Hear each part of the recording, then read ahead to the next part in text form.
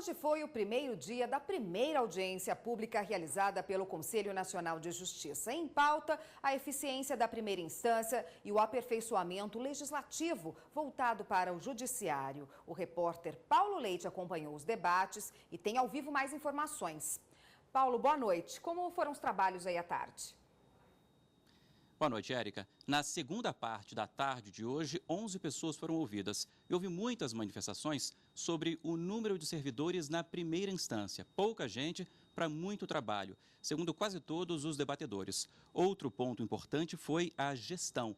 O desembargador Nelson Martins, por exemplo, que preside o Tribunal de Justiça de Santa Catarina, disse que gestão é o grande gargalo do judiciário e sugeriu se repensar o número de servidores na primeira instância e na segunda instância. A primeira instância concentra quase 90% de todos os processos no Brasil, mas o número de servidores na primeira instância não acompanha essa porcentagem, não é proporcional.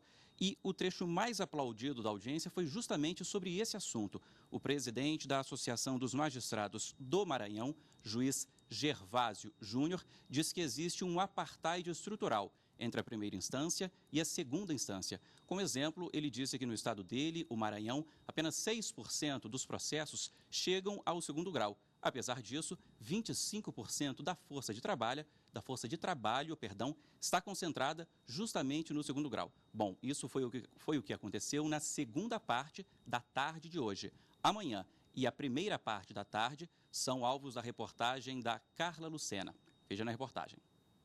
Qualificar, capacitar, aumentar o número de magistrados e servidores do Poder Judiciário e evitar o desvio de função. Essas foram algumas das propostas apresentadas durante a tarde para melhorar a eficiência da Justiça de primeiro grau. Segundo alguns expositores, a primeira instância deve ser priorizada, já que representa a porta de entrada à Justiça. A imagem do Poder Judiciário como um todo acaba comprometida quando a primeira instância, o primeiro grau de jurisdição, apresenta diversas falhas estruturais, não só de pessoal, mas também de instalações físicas e até mesmo de segurança dos magistrados que estão atuando em primeiro grau de jurisdição. A presidente da Associação dos Juízes Federais da Primeira Região apontou que, apesar do avanço da Justiça Federal com o crescimento de varas, o mesmo não aconteceu com a contratação de novos servidores. Segundo ela, a Justiça Federal da Primeira Região, por exemplo, é responsável por atender a 80,3% da demanda nacional em 14 unidades da federação. A Justiça Federal necessita de uma profunda reforma, tanto no seu desenho, quanto no seu quadro de pessoal, como também na sua infraestrutura. O secretário de Reforma do Judiciário do Ministério da Justiça apresentou propostas que visam a capacitação dos servidores, com destaque para técnicas de mediação na resolução de conflitos e a implementação em todo o sistema judiciário do processo judicial eletrônico, o PJE. O modelo do CNJ talvez seja um bom modelo para levarmos a justiça eleitoral. O modelo de mandato, e o modelo de mandato que, na maioria das vezes, quem exerce o mandato vai se dedicar somente ao mandato. Eu sei que tem conselheiros que acumulam, mas o ideal é que ficasse dedicado apenas ao Tribunal Eleitoral. Um mandato. Não nos parece que devemos ter a perenidade de alguém ser só juiz eleitoral a vida inteira, porque é poder demais para alguns magistrados. O CNJ recebeu mais de 260 inscrições. Dessas, 60 pessoas foram selecionadas para falar durante os 2 dias de audiência.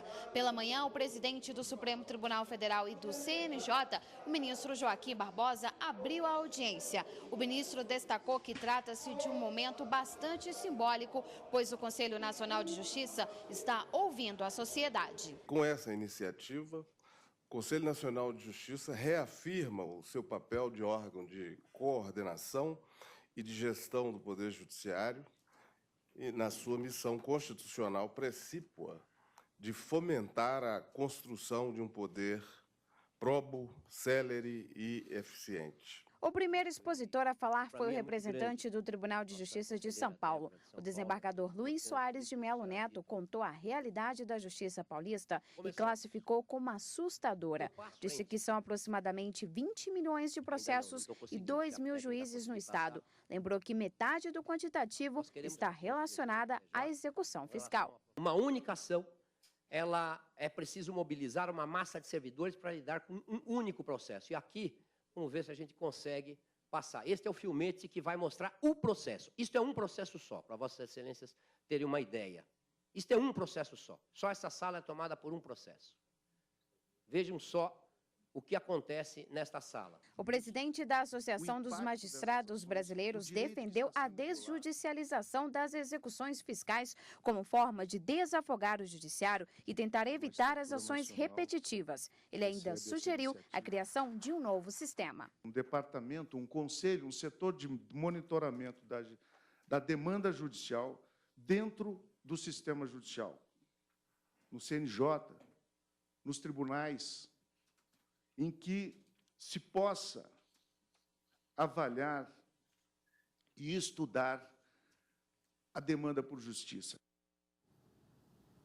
O debate amanhã, segundo e último dia de audiência pública, começa às 9 da manhã. E o tema é o aperfeiçoamento legislativo voltado ao Poder Judiciário. Érica. Obrigada, Paulo. E uma empresa transportadora foi